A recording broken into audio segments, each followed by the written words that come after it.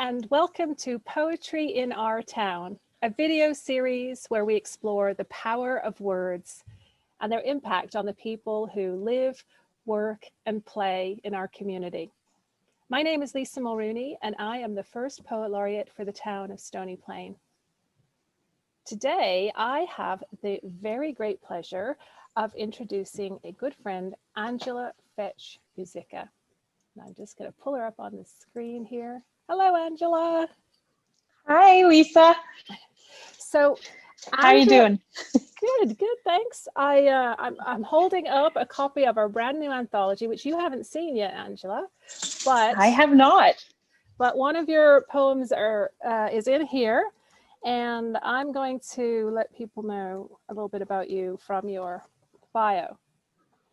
Angela Fetch Muzyka loves to travel and write.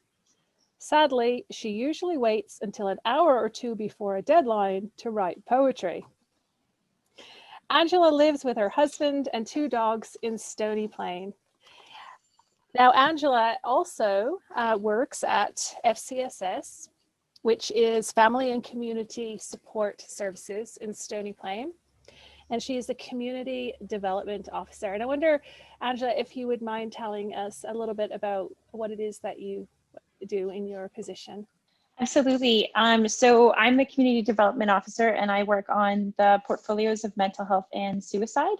And so our big role is prevention and awareness about these issues, and just kind of creating a better community that understands that just because you might be struggling with your mental health, that's not a permanent situation. If you can get help, a lot of times that you manage to move forward. And just like every one of us has mental health, every one of us goes through a continuum of, we have good days, bad days, certain things set us off on our track. Somebody dies in our family, or, you go through something that's really a struggle, and you don't have those great days. And sometimes, you have the resilience to bounce back, and sometimes you need that help. You need somebody to reach out to you. You need to reach out to someone and get some extra support, and just kind of to bring you back to that place where you can again cope with what's going on. And I think it's really important that people get out and they talk about what's going on, and if they need those resources, they reach out for them, so they don't end up in a place where they feel like there's nothing else to do, and that they'll never have hope again or have a good life again.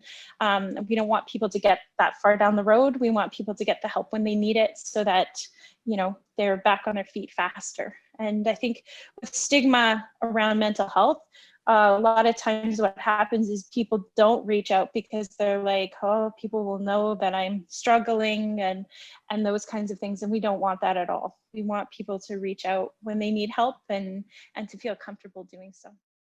So Angela, one of the things I wanted to talk to you about was how grateful I am to you, because I know that you were instrumental in bringing the Poet Laureate program to Stony Plain. So you do an awful lot for our community now with your work with mental health, but previously you were fulfilling a role in culture and tourism, and so yeah, I thought I might ask you why you felt that the Poet Laureate role was obviously I agree that it's an important role, but I wanted to hear it from somebody else about what you think its importance is. I was very lucky to be able to step into Chantel's shoes as the Culture and Tourism Development Officer while she was on maternity leave. So it was just really a great way to look at how we could bring culture and tourism to our town. In terms of the Poet Laureate, I love poetry, and I love the idea of somebody kind of encouraging people to write, and encouraging people to tell their stories through a creative means. We talk about mental health. This is a great way to exhibit what you're feeling, to let some of those thoughts and feelings out, and to put it sometimes in a fun way, sometimes in a sad way, but to get those things down on paper so you can really understand what's going on with you.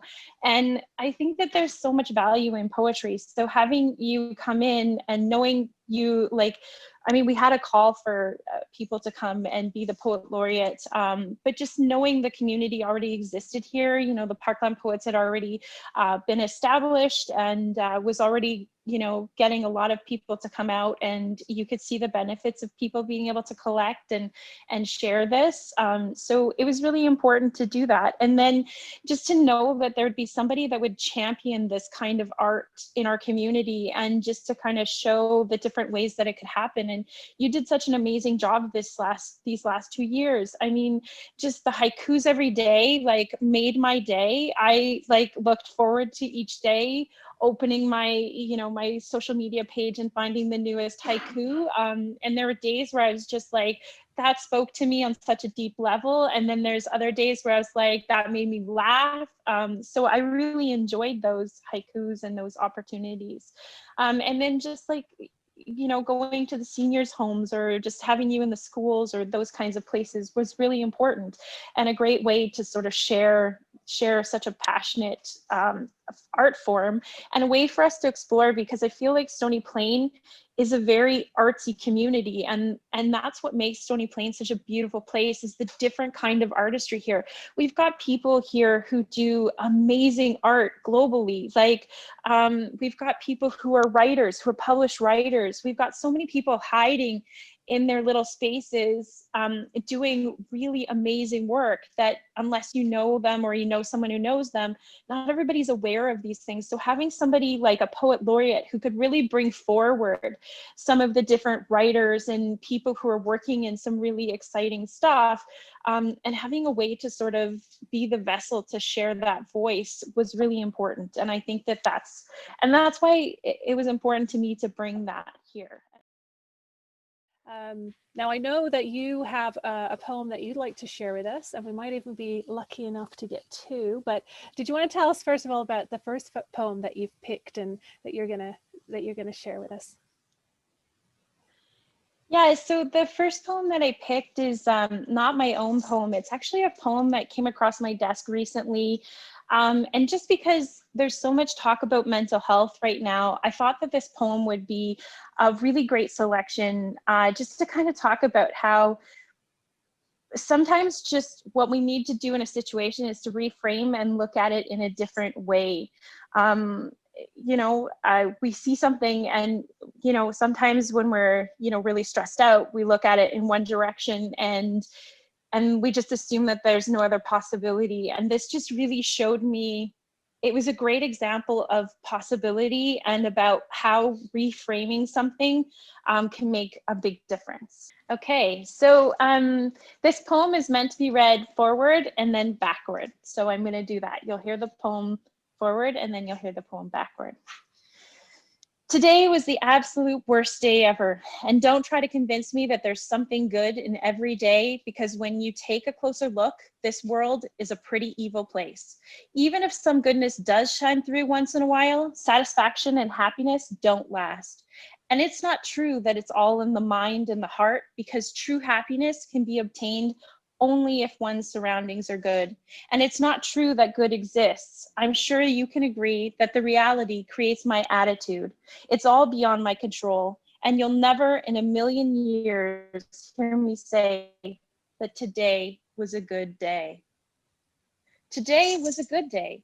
And you'll never in a million years hear me say that it's all beyond my control. My attitude creates the reality.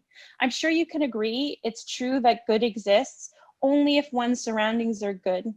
True happiness can be obtained because it's all in the mind and the heart. And it's not true that satisfaction and happiness don't last.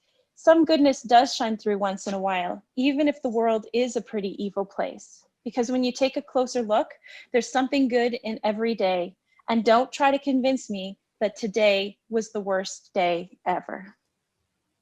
So you read it from top to bottom, and then you read it from bottom to top, and it changes the tone, it changes how the poem, what sort of the speaker is focused on. It changes all of that. And I found it really powerful that you could take the same words and, you know, they just turn around the other way when the sentence is flipped, and sort of the perspective is flipped, right?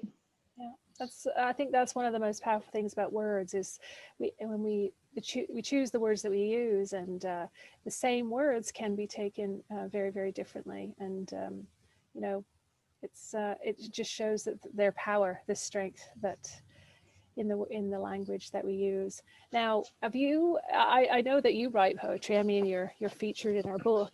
Can you tell us a little bit about you coming to write poetry and how long you've been doing that for, and yeah, what brought you to the page? I've been writing poetry since I was a little kid. I don't know why. I just loved writing poetry and stories, and it just, sometimes when I don't know what I need to think about something, or I don't know how I feel about something, I'll write a poem, and then it just helps me to sort of get a grasp on it. So I rely on poetry when I'm sad. I rely on like writing when I'm happy, when I'm really excited about something and I want to capture it.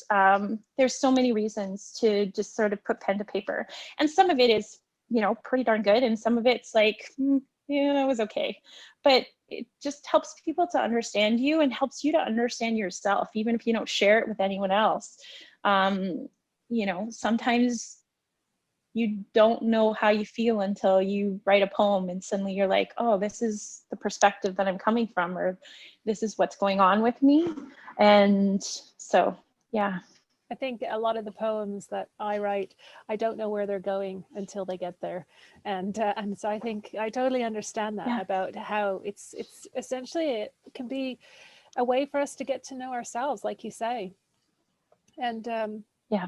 Now I'm really excited about the fact that you are going to read us another poem, and that this one is one that you wrote yourself. I've read this a couple of times. It usually makes people laugh. And people can totally relate if you're married or you have somebody in your house. This is just one of those poems. I needed a couple more poems because I'd signed up and said that I was going to do a reading night, and I was going to be one of the big readers for the night. And I was like, oh gosh, I don't have enough poetry, new poetry, that the poets haven't read. So I just sat down and just started writing a bunch of stuff. And this is one of the poems that I came up with as I'm trying to write. And I don't know what my husband was doing at the time, but it felt really loud. And so I wrote this poem. It's called Loud Love. And so I'll jump in. It's been years together. When did you get so loud? It started with you breathing beside me. Are you running a marathon? You are sitting still. And then there was your eating. You're eating with your mouth closed, but I can hear your mastication like a jackhammer. And then there is your snoring that you do as you cuddle me like a stuffed bear. But should I snore? I wake up with a pillow on my face. Now your wake up routine irks me. It starts with a click of an ear. And this sound is unnatural and it makes me cringe. And then there's the hacking as you hollow out your lungs. Cough, cough, more coughs as you go outside for your smoke. And the throat clear. Dare we go there? The element of Ralphing nearly gets me Ralphing. I can't sleep in because you're up loud with your hollering at the dogs underfoot, the same get out of here add explicatives as the standoff for their food versus your coffee escalates. You walk loud, you move through the house loud. I don't know when you got so loud, love. You are getting so loud, except when you speak, and suddenly it's so quiet that I'm asking you to repeat what you said. Then again, it might be a blessing if I'm going deaf. I love that poem. I've heard it before, and it's one of those ones that stays with you. I have friends who've mentioned that poem to me because they remember you and your poem. And there's nothing quite like your sound effects. You know, you need to go into theater. Yes, that was awesome. Oh, that was brilliant. I love it. Now we're getting ready to sign off here, and I'm sad to say goodbye because that was just so much fun. But before we finish up, I was wondering, do you have a quote or something that you would like to leave with those who are watching? You know, Lisa, not a quote. I read something the other day, and you know, we've been like, and this is just through my work, through everything we're doing. Um, we've been sitting there saying, oh, you know, the future's so uncertain. We don't know how to plan for it. We don't know what to do next. And and then I read this thing that said the future was always uncertain. Like, this isn't new. And then I started to put that into the context of my work with going, yeah, like we plan outdoor events, not knowing if it's going to rain. We plan, you know, different activities, not knowing if anyone's going to show up. Like, all of these things were always uncertain. And I think that we need to let go of that thought that everything's so uncertain and start embracing what's in front of us and what's happening now. Like, you know, we're getting out for walks because we have more time to do that. We're not running somewhere. We have more time to connect with friends, and so many options to do so. And so I think that this is another example of I just needed to reframe my thoughts to stop panicking about I didn't know what's coming next or how to plan for this. And that opened up the opportunity to start planning for things and really creative things.